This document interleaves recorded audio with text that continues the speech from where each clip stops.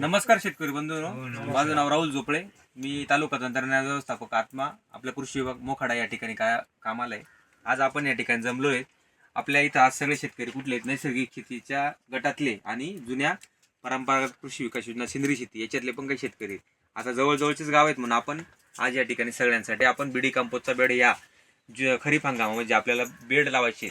नेमकी बेड कसा लावायचा असतो, काय काय लागतं साहित्य, तुम्हाला ते साहित्यासाठी आपण S9 कल्चरचा पुरवठा केलेला आहे, सगळ्या गोष्टी दिलेल्या आहेत. तर आपण काय कसं करायचं, तर सगळ्यात पहिले आता सगळ्या लोकांना सांगतो मी, तर साहित्य आपण काय काय घेतो याच्यामध्ये. हा जो बीडी कंपोस्टचा बेड बनवतो याच्यासाठी साहित्य काय काय असतं, याच्यामध्ये काय करायचं तुम्हाला साधारणतः ना 15 बाय 25चा आपल्याला बेड बनवायचं आहे. बरोबर, 1, 2, 3 बेड बनवायचे. नैसर्गिक शेतीवाले त्यांनी 1 किंवा 2 बेड बनवा आणि परंपरागतवाले जे आहेत जुन्या गटातले त्यांनी जवळपास 4 ते 5 बेड बनवा. बरोबर आहे, तुम्हाला ते जास्तीत जास्त खत तयार करता येईल.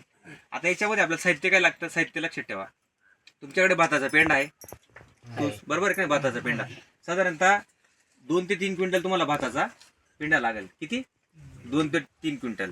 नंतर हा पालापाचोळा सुकलेला, हा बराच बघा आता पानगळ होते, सुकलेला पालापाचोळा आहे, तो गोळा करायचा. हा ते 2-3 क्विंटल हा लागेल किंवा 4-5 क्विंटल घेतला तरी चालतो.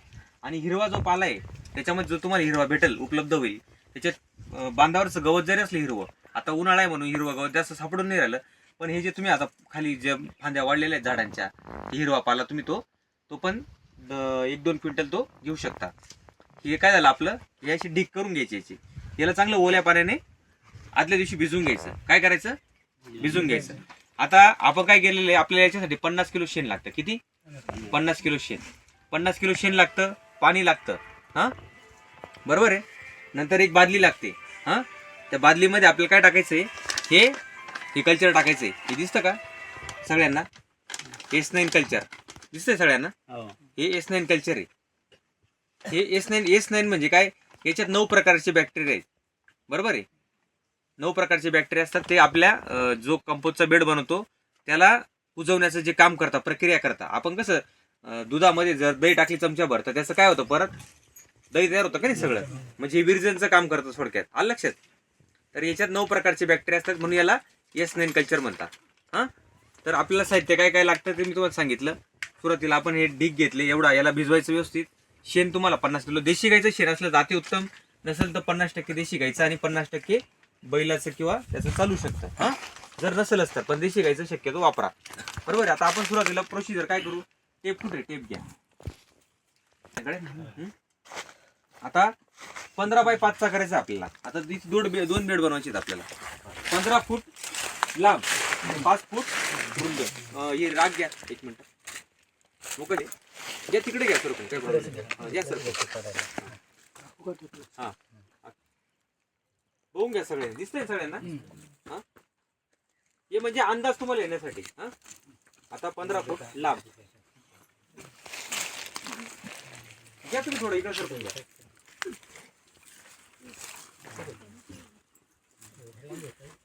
मग एवढं लांब येईल ना, नाही मग थोडं असं कोपऱ्यात जवळ सरकून घ्या, लक्षात येईल.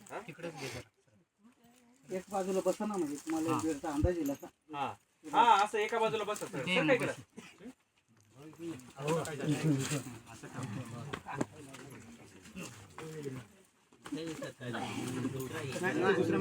आता करून ना नंतर म्हणजे आपण एकच बनवायचं आहे.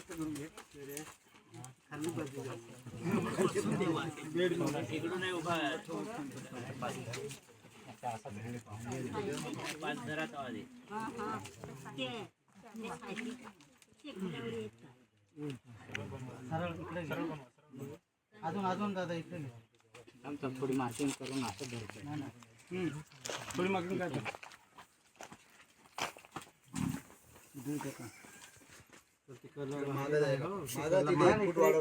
तू वाढवला ना, नाही बरोबर थोडं पण ठीक आहे. इकडे तिकडे झालं काय अडचण नाही. आपण फक्की नाही म्हणून काय करतो, आपण राखेचा वापर केलाय. राख आहे सगळ्यांकडे, राख आहे भरपूर. 13 लिटर. हा, 13 लिटर, 4 लिटर नाही, 13 लिटर पाणी घेतलं. त्याच्यामध्ये आपण 1 किलो S9 कल्चर टाकलं. बघून घ्या सगळ्यांनी. हे प्रत्येकाला दिलेले आहेत 6-6 किलो. जे नवीन गटातले त्यांना पण भेटतील. हा हे काय सांगले S9 म्हणजे काय 9 प्रकारचे बॅक्टेरिया जीवाणू. हा हे पहा दिसते का अशा प्रकारचं हे S9 आहे. आता टाका ते पाण्यामध्ये.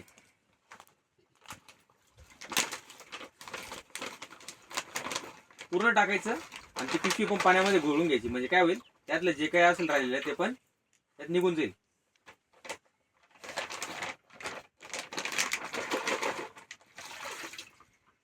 आता आपण किती किलो टाकलं? 13 S9 किती टाकलं?